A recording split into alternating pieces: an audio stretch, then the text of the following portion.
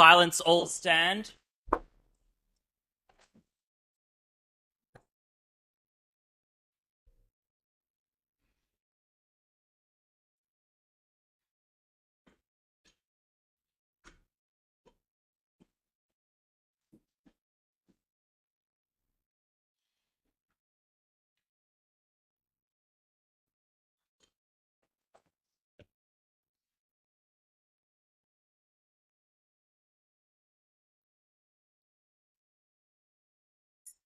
The full court of the Federal Court of Australia is now in session. Please be seated. Please call the farewell. Farewell of the Honourable Justice Nicholas. I extend a very warm welcome to all those who've taken the time today to come and farewell Justice Nicholas, a colleague who will be sincerely missed. I acknowledge the many distinguished guests who join us today. Thank you for taking the time to attend the ceremony. The ceremony is taking place on Gadigal country, and on behalf of the judges, registrars and staff of the Federal Court, I offer our respects to the Gadigal people of the Eora Nation, to their ancestors and to their elders. I acknowledge the stewardship Gadigal people have shown over their country long before colonisation, and the stewardship they continue to practice despite colonisation. We also welcome Justice Nicholas's family and friends. Today is a chance to thank you for the support that you have shown to Justice Nicholas so that he can engage in the very fine public service that he has. You will also hear how much his service as a judge on this court has been appreciated by others. Justice Nicholas, you were appointed to this court over 15 years ago, on the 16th of November 2009. Since your appointment, you've been recognised as one of this court's most prominent intellectual property jurists. Your colleagues note your capacity to grapple with new challenges raised by developing technologies, especially in patent law. You're known for your clear articulation of principle, and your judgments always provide an excellent source for a detailed examination of legal principle. Those who work in the intellectual property area have come to rely on your reasons for guidance. Members of the bar and the profession who practice in these areas are here in strength today. Many of your decisions have involved complex scientific evidence in areas such as gene technology, and while I may not personally have ventured deep into your evidentiary analysis in these cases, I'm reliably informed by those colleagues with a much greater understanding than me that you have a real talent for explaining the scientific evidence in clear and cogent terms, and a similarly clear and cogent manner of applying principles to that evidence. Along with Justices Emmett and Jago, you were responsible for settling a copyright infringement dispute about one of the most iconic Australian songs, identifiable with persons of certain ages that may or may not include myself. I refer to the case about copyright infringement by men at work with their song Down Under. I might be mentioning that because it's one subject matter that I can identify more easily than gene technology. The proceeding turned on the rock band's use of the famous folk melody Kookaburra Sits on an Old Gum Tree, and it had an unusual genesis. The judgments of the primary judge and Justice Jago on appeal reveal that the connection between the two works was exposed by a question on the ABC quiz show Spics and Specs, which apparently tipped off the rights holder to the derivative use. I'm reminded that Alexander Pope wrote, "Mighty contests rise from trivial things," and that might serve as a fitting epitaph to that litigation. I know others this morning will be addressing the body of your judicial work more comprehensively, but I did think that one was worth a mention. Justice Nicholas, both before and after I took over this role as Chief Justice, you have always been a colleague full of warmth and kindness, with a strong sense of judicial propriety. A person to whom your colleagues could turn for careful reflection and guidance on any matter, whether inside or outside the courtroom.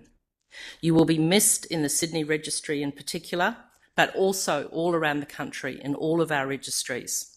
I offer you our very best wishes, and I offer your family our very best wishes too, from all the court staff, our registrars, and from your judicial colleagues. Mr Melican, Deputy Chief Counsel, Australian Government Solicitor, representing the Attorney-General for the Commonwealth. I invite you to address the court. May it please the court. I would also like to begin by acknowledging the traditional owners of the land on which we meet and to pay my respects to their elders past and present, and I extend that respect to any Aboriginal and Torres Strait Islander people here today and viewing this ceremony online. It is a great privilege to be here on behalf of the Australian Government and the people of Australia to celebrate Your Honour's service as a Justice of the Federal Court of Australia. The Attorney-General, the Honourable Mark Dreyfus, regrets that he cannot be here to share this occasion with you. He has, however, asked that I convey the Australian Government's sincere appreciation for the significant and lasting contributions Your Honour has made in your time as a judge of this court. Your Honour retires after almost 16 years of service with the court, or to the court, and today we celebrate your long and distinguished career. The presence of Your Honour's family, friends and colleagues here today speaks volumes about the legacy of your career and the high regard in which you are held, both professionally and personally.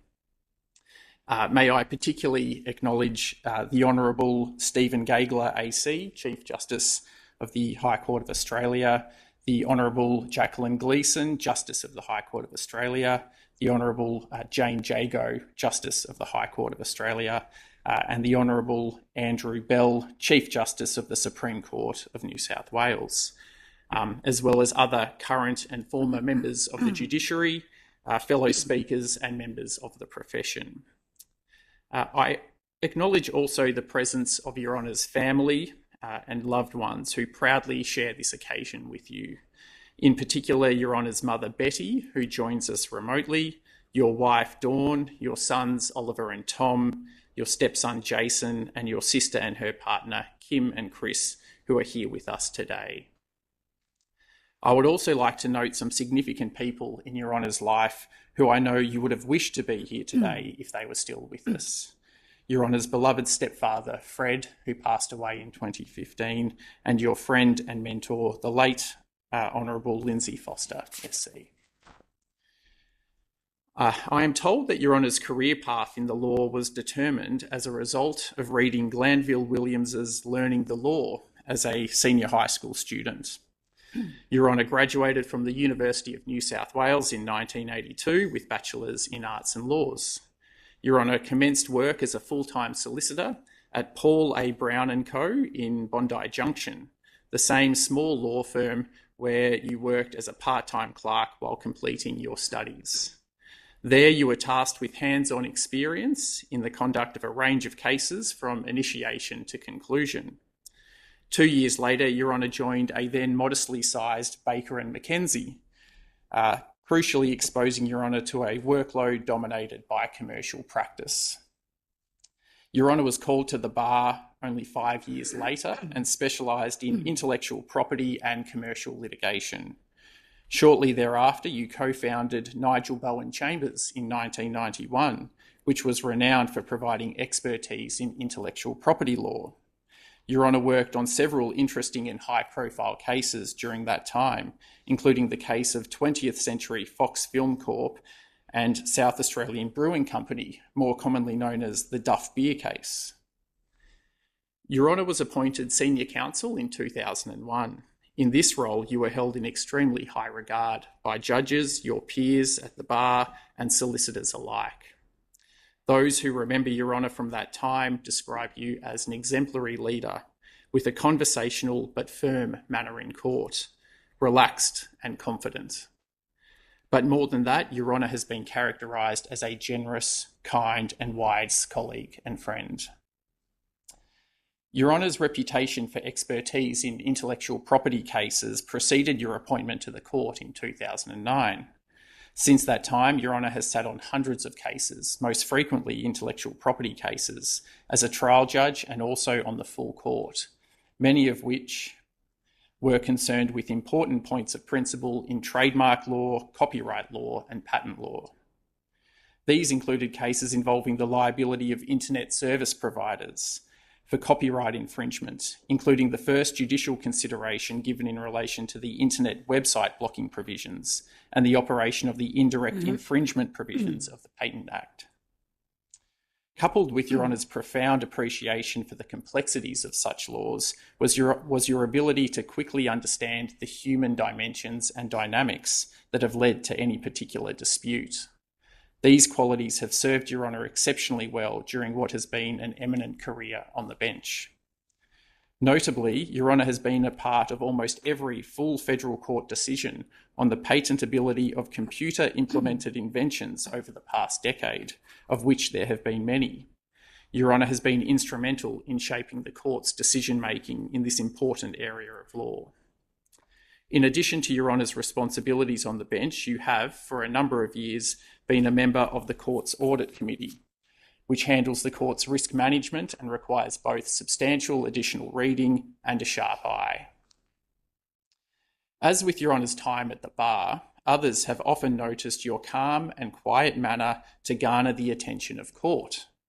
While examining grounds of appeal, Your Honour's ability to ask a single, at times novel question, which pivots the entire hearing to the critical point on appeal, has always been impressive. It has often been said that when Your Honour spoke, it was important to listen closely, and that included others on the bench. I have it on good authority that colleagues have also appreciated Your Honour making yourself available to be a sounding board about issues in cases that you are not involved in, and that you have been a generous and kind colleague and friend. I have been told, although it is obvious, that others will miss Your Honour's friendship and wisdom.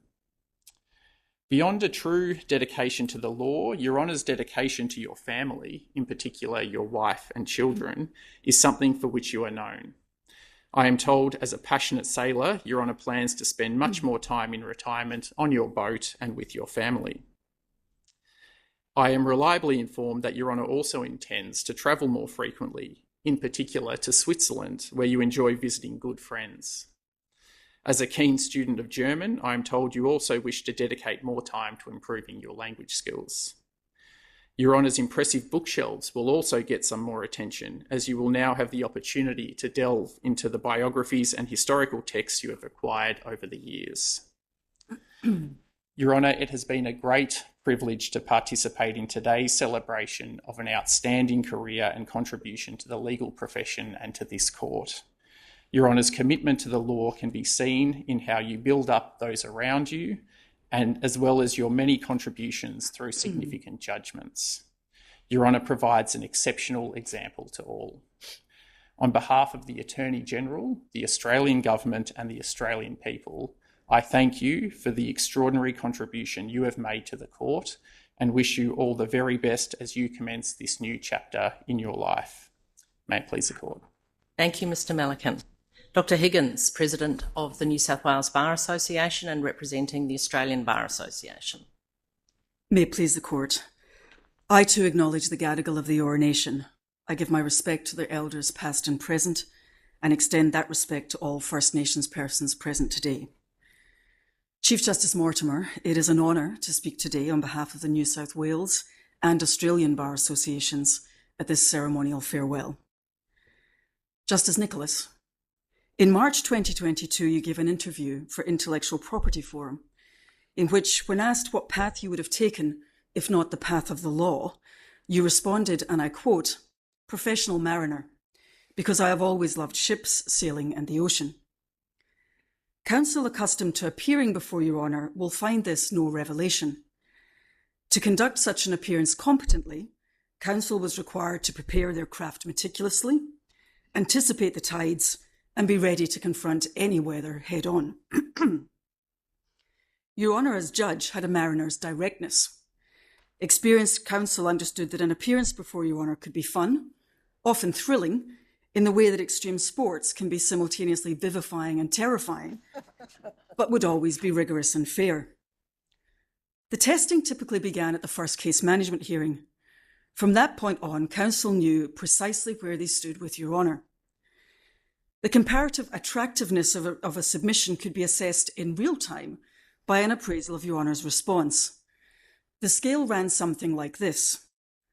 When Your Honour said, "Never mind about what the pleading says, I've read it, tell me your best point," counsel understood that prevaricating was not going to cut it. When Your Honour said, "Yes, all right, is there anything else you want to say about that?" it conveyed an understanding that counsel was playing bravely a bad hand within its proper limits. Counsel who refrained from asking the final question in cross-examination could expect to be met with, "Well, are you going to ask him the next question or not? If you're not going to, I will." And then Your Honour would. If at a first case management hearing, Your Honour said, "Yes, well, we'll get to the timetable, but before we do, what is your case exactly?" counsel understood that things may be about to go quite badly. And when Your Honour said, "What are you saying?" things were not going at all well. In those moments, attentive counsel rapidly learned the lesson that Your Honour imparted to all of your junior counsel while at the bar. Sometimes the best advocacy is to say nothing at all. Or, as Ernest Hemingway put it in The Old Man and the Sea, it was considered a virtue not to talk unnecessarily at sea. Your Honour had been schooled in directness from an early stage. Following time as a solicitor at Baker & Mackenzie, you were admitted to the bar in August 1987, reading with John West KC and Your Honour's great friend and former judge of this court, the Honourable Lindsay Foster SC. Once at the bar, Your Honour was immediately a fashionable and busy junior counsel, specialising in commercial litigation, with a particular emphasis on intellectual property, copyright, patents and trademarks. As a very junior counsel, Your Honour arrived in style, appearing in the Charles at the Ritz litigation, a worldwide trademark battle in which the Ritz Hotel of Paris tried to prevent Charles of the Ritz Limited from using its name and thereby tarnishing the glitz of the Ritz. The hearing before Justice McClelland lasted 9 months, including periods of taking evidence in London and New York. Having practiced from Blackstone Chambers from 1987 to 1991, Your Honour became a founding member of Nigel Bowen Chambers, which was the first Australian chambers to specialise in intellectual property law while also encouraging broader practice. It remains to this day the preeminent intellectual property chambers in Australia. Your Honour took silk in 2001 and became a leader of the intellectual property bar. That practice on occasion involved Your Honour assuming the status of a silent provision of the Judiciary Act. In Stevens and Sony Corporation, 2005-224 Commonwealth Law Reports 193, a case concerning the anti-circumvention provisions of the Copyright Act, Your Honour appeared for the initially unsuccessful applicant in the federal court. Mr. Stevens appeared in person on the special leave application. The High Court granted special leave to appeal on the condition that Your Honour appear on the appeal. You did, and you won. Junior counsel who worked with Your Honour speak of your tenacity, dedication, inquisitiveness, preparedness, and attention to detail. There was no such thing as a stray or misplaced word in your written or oral submissions.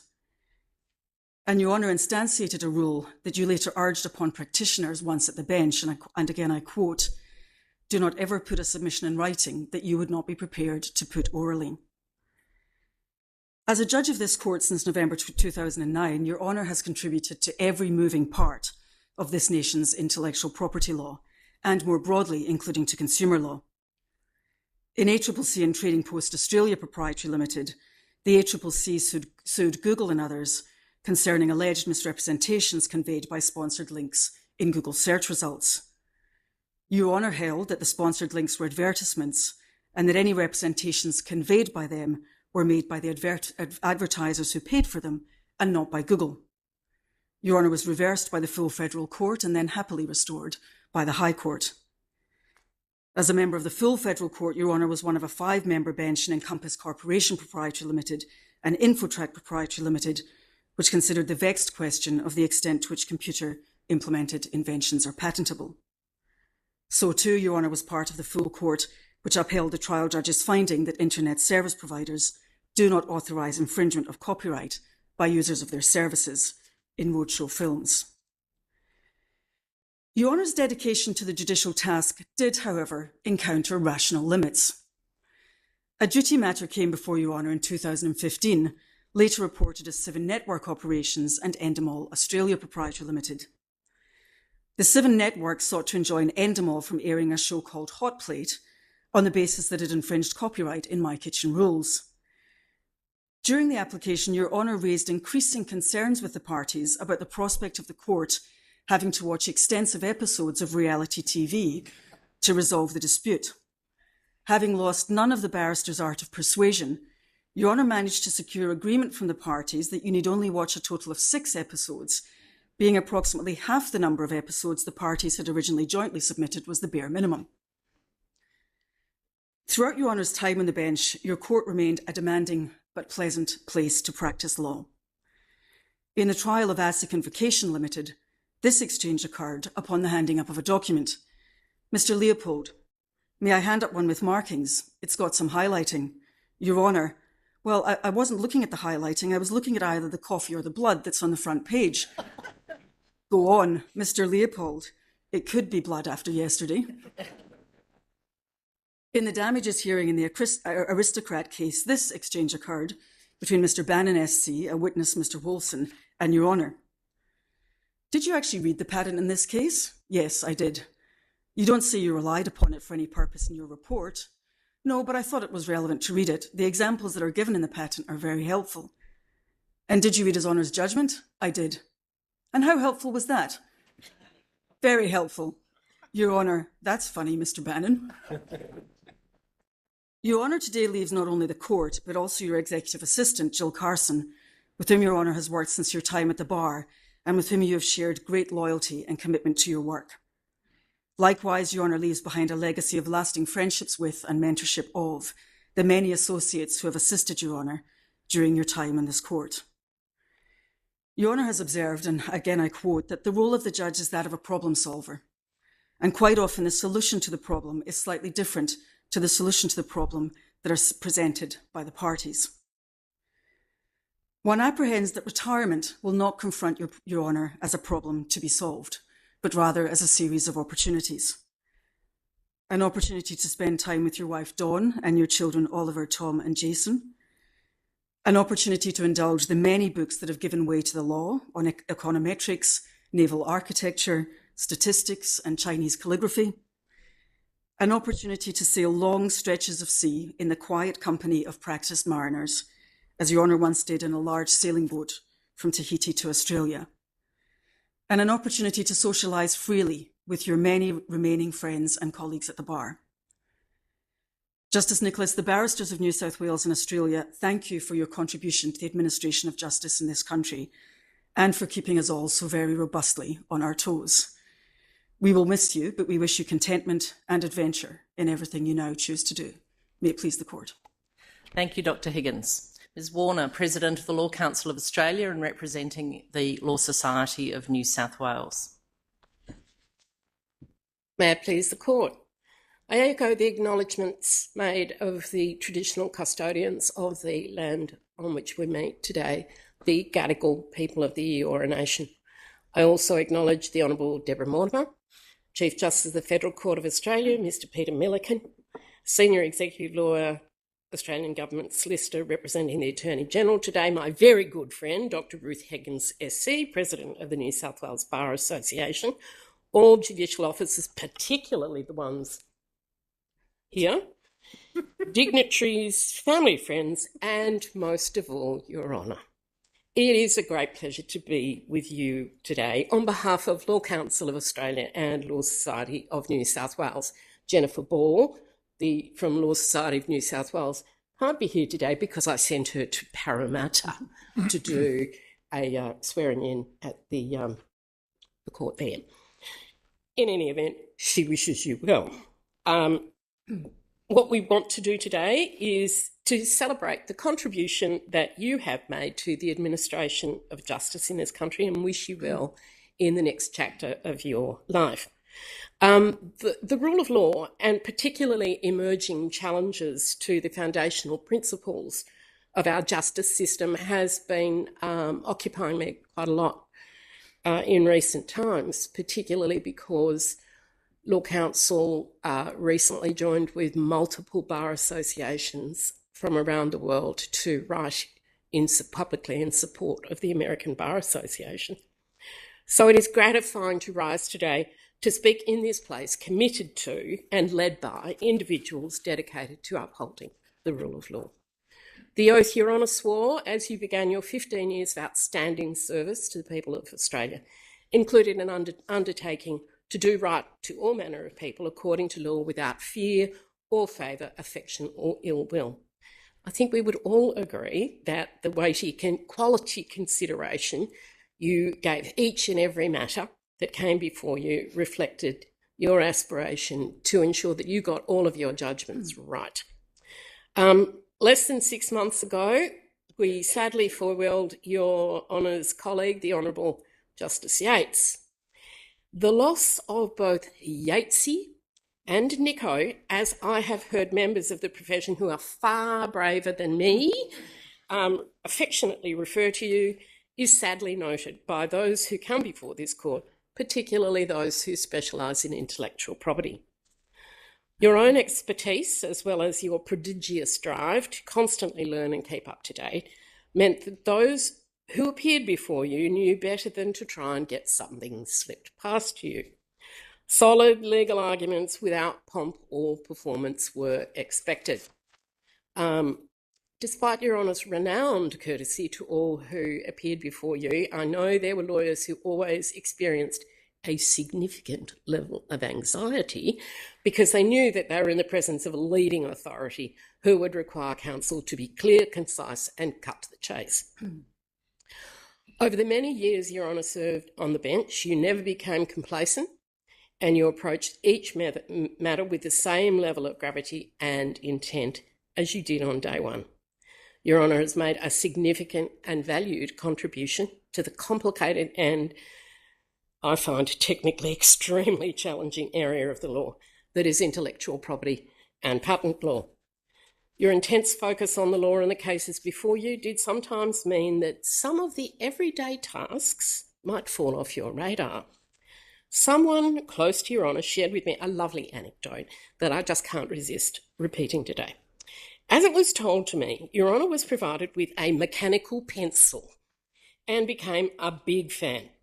You would take copious notes while engrossed in a case, and as you forcefully crossed I's and dotted T's, the ends would regularly break off and go all over the place.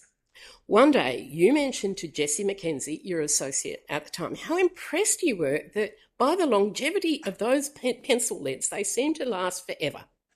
You were subsequently informed, sheepishly, that what was really happening was not that the shoemaker's elves were replacing the lead every night, but in fact Jessie was collecting all the broken bits and sticking them back in so that you could continue your enjoyment with the mechanical pencil. The profession holds Your Honour in great esteem. The Law Council's Intellectual Property Committee holds an annual dinner to which judges are invited. Your Honour's been a regular attendee. I can assure you that the warmth Your Honour showed the profession at these events was very much reciprocated. Your Honour's absence from these dinners is already being mourned. Your presence will be very much missed. Your Honour has been a beloved mentor to many and a champion for many early career lawyers. I understand you've been very encouraging of senior counsel giving junior counsel time on their feet and experience in court, which is just so important. Your Honour's interest and support in those that you have mentored doesn't end once they, leave a particular period of training or leave your employ with you. I was told a story by a colleague who worked alongside Your Honour's first associate after she left your chambers. My colleague fondly recalls how wonderful you were to your associate while she worked with you and how you stayed abreast of her career and cheered on throughout the rest of her career. Apparently, every time my colleague would encounter Your Honour, she would be asked, "Are you looking after her?" It is incredibly special to have so many of your loved ones here today to mark this milestone with you. Your family is extremely important to Your Honour. You're exceptionally proud of your sons, who I believe are all with us this morning. I can guarantee that your mum, Betty, who I understand is joining online, is a very proud mother today. I understand your sister Kim and her partner Chris have travelled from Melbourne to be here, and your wife Dawn, who was beside you when you were sworn in 2009, is of course also with us as we observe the close of your service to the court. Please don't think that the profession and community have lost sight of the fact that those who don a judge's robes do so just to be of service.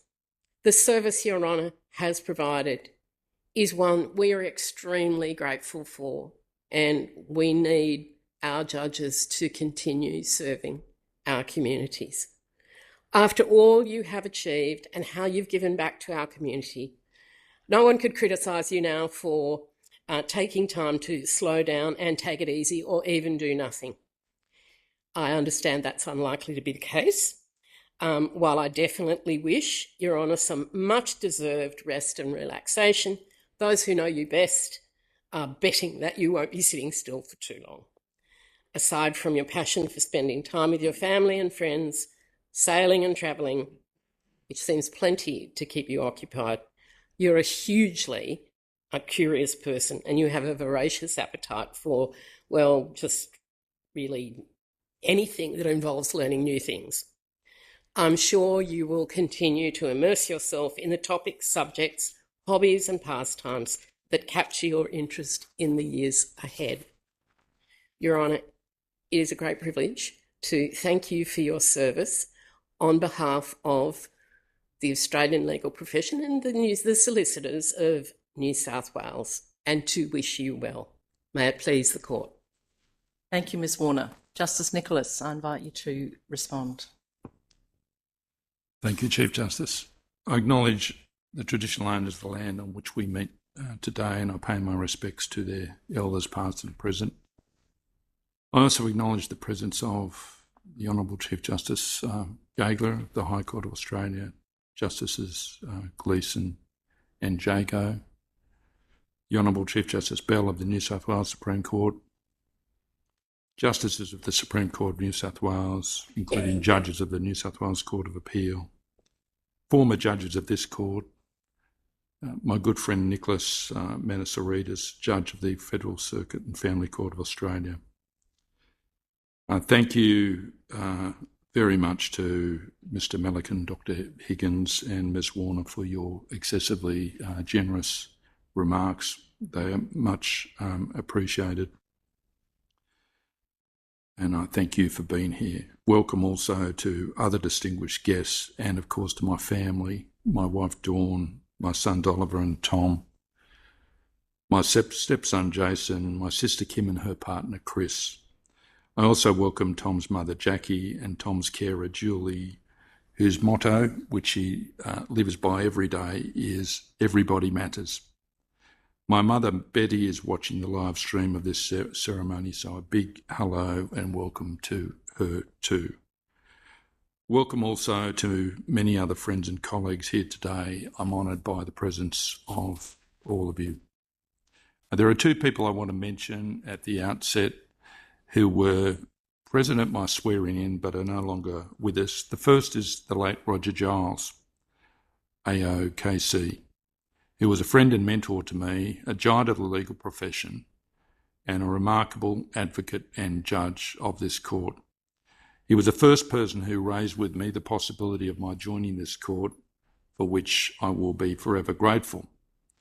The other person I want to mention, of course, is the late Lindsay Foster. He retired from this court in 2020 and sadly passed away the following year. COVID restrictions prevented him from receiving the farewell that he richly deserved. He was a great friend and mentor to me for more than 35 years. He was also a great friend and mentor to others present today, including Andrew Salgo, Judge Manasorides and Justice Ian Pike. He was a person to whom we and many others could and did turn to for advice in both our professional and personal lives. We first met when he was a junior barrister and I was a young solicitor working at Baker & McKenzie, where I worked with many good friends and colleagues, some of whom are here today, including Andrew Salgo, Ron Webb, now on WebSC, Edward Kaup and Christopher Saxon, who are present with us today. One of the greatest sources of satisfaction and enjoyment as a judge has stemmed from my working with 14 wonderful associates over the last 15 years, most of whom are here. Anna Vanderfleet, Will Applin, Jessie Porteous, Anita Wise, Angela MacDonald, Sarah Constable, Anna Harley, Edward Thompson, Jessie McKenzie, Claudia Harper, Andrew Ray, Alexandra Gassner, Amy Tesoriero, and my current associate, Michaela Trope. A special shout out to Anna Harley, who's travelled from England to be here today. My sincere thanks to each and every one of you for all your hard and energetic work, your friendship, your patience and your understanding. I wish you happiness and success in your family lives and your careers. Thank you too to my colleagues and friends from Nigel Bowen Chambers, including past and present members. A special thank you to John Ireland KC and David Caterns KC, who were instrumental in establishing the floor. Because David Caterns is now retired, many of my colleagues will never have the pleasure of listening to some of the most engaging and erudite submissions made in this court. David was Australia's preeminent IP practitioner, and he was an inspiration to every young barrister with whom he worked, many of whom are now senior counsel or, in a few cases, judges of this court. Thank you also to the profession more generally. With very rare exceptions, counsel and solicitors who have conducted cases before me have always done so to a high standard, which, as my colleagues will know, makes our job easier in some respects but much harder in others. I've appreciated the professionalism of counsel and solicitors who have appeared over the last 15 years, often required to explain to me matters of complex science and technology, and they did so always with great patience and good humour. They've also been gracious in victory and in defeat, and respectful towards the judge with whose reasons they may often have disagreed. I've had the honour of serving as a judge with 4 Chief Justices: Michael Black, AOKC, Patrick Keane, ACKC, James Alsop, AC, and Chief Justice Mortimer. Each has made important contributions to the institution, and I thank them for the leadership they've provided to myself and my colleagues during their tenures. The strength of the court's reputation is apparent from the outstanding quality of its appointments, including, of course, our 4 most recent appointments to this registry.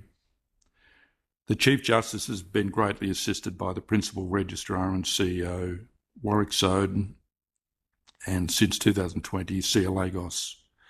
Both have made extraordinary contributions to the court. In particular, I want to thank Sia for all she's done for the court and the judges during a period in which our administrative structures have undergone profound and sometimes difficult change. I also want to acknowledge the many accomplishments of James Alsop, our former Chief Justice, who, with Sia, successfully navigated the court through the COVID restrictions, ensuring that it remained open for business, not just in some nominal or minimalist way, but permitting myself and other judges to hear lengthy and complex trials remotely in some cases, with concurrent evidence being given by expert witnesses located in 3 different continents. That's not to say the system always worked perfectly.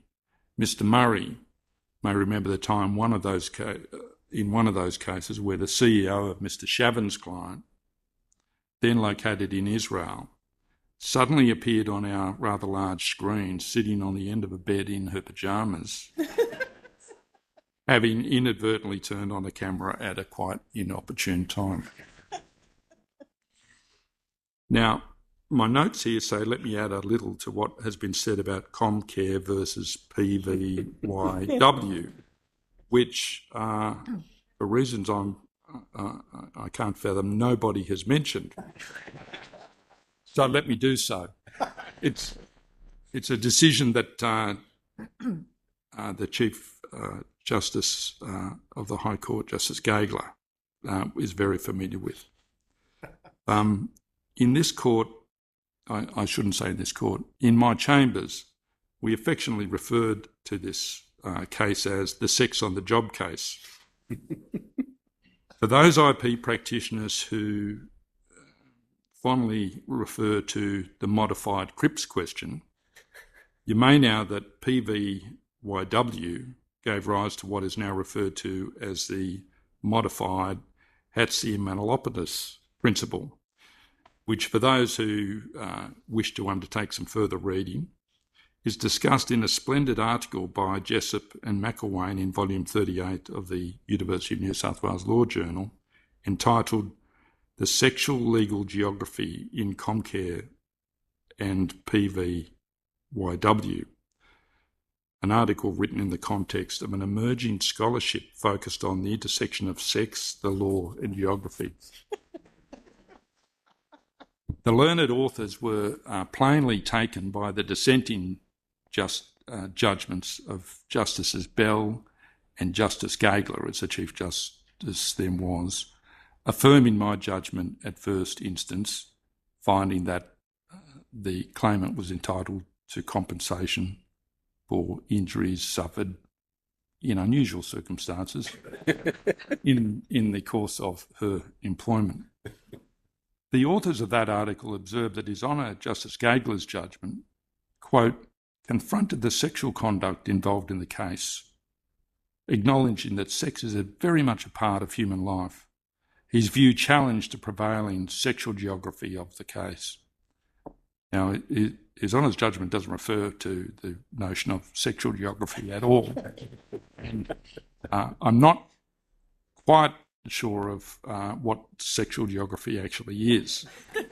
But little did I know that, aided by His Honour's highly transparent elucidation of the issues in that case, I've been afforded an honourable mention in the emerging field of sexual legal geography. But what was of most interest to me at a personal level was the media attention that decision excited, which included, as reported to me by my children, colourful discussion on late-night TV in the United States, ridiculing a rogue Australian judge's decision to, as they wrongly interpreted it, award damages against an employer for injuries suffered by an employee during a wild sex romp,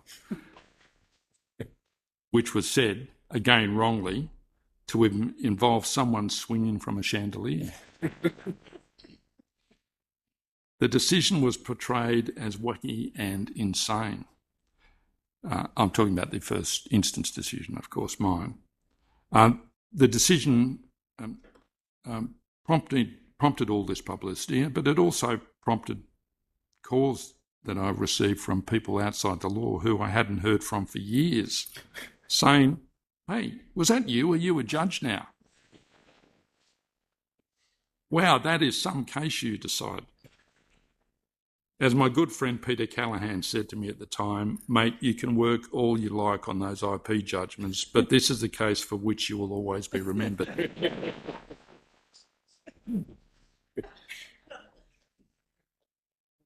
This brings me to my executive assistant, Jill Carson. Jill commenced working for me when I was still at the bar at Nigel Bowen Chambers, joining me at the court in 2009. She's been a dear friend and a trusted and loyal confidant for more than 20 years. She knows things about the internal workings of the federal court that are now known only to a very select few, the so-called work besties, a small group including Jilly, Justice Kathman's EA, Therese, and David Yates's former EA, Mary. Thank you so much, Jilly, for your tireless work, your good humour, patience and understanding, and your dedicated service to the court over the years. To my sons, Ollie and Tom, and my stepson, Jason, I'm so very proud of you all. Ollie and Jason are fine young men who've established themselves in promising careers in the law and in the construction industry. My son Tom, who must cope with a significant disability, has done so courageously with a happy and positive attitude, and outlook on life that I find truly inspirational. To my wife, Dawn, thank you, my darling, for your steadfast love and support during the last 20 years, in which time we've both had to manage busy careers and the complexities of our blended family. We've enjoyed very happy times together, with many more still to come in retirement. I found my work on the court demanding but intellectually stimulating, and for the most part highly enjoyable. I'll miss my interactions with counsel, testing this or that argument, and the great satisfaction the judge and counsel share in the smooth running of a trial. I'm deeply mindful of just how fortunate I've been in so many ways, including growing up during a period in which I was never sent to war and never at any real risk of being sent to war, and when a university education in this country was truly free. I thank my colleagues on the court, including those now retired, for their friendship and support during the past 15 years. It's been a great honour and privilege to serve as a judge of the court alongside such esteemed colleagues. I'm certain the court is in good hands at all levels and that it will continue to serve the nation with distinction. Finally, thank you to Dimmy for all her work in organising this ceremony today, and particularly the Chief Justice for affording me the opportunity to mark this significant occasion in my life. And thank you all for honouring me by your presence here today. Thank you, Chief Justice. Thank you, Justice Nicholas. The court will now adjourn. All stand. This court is now adjourned.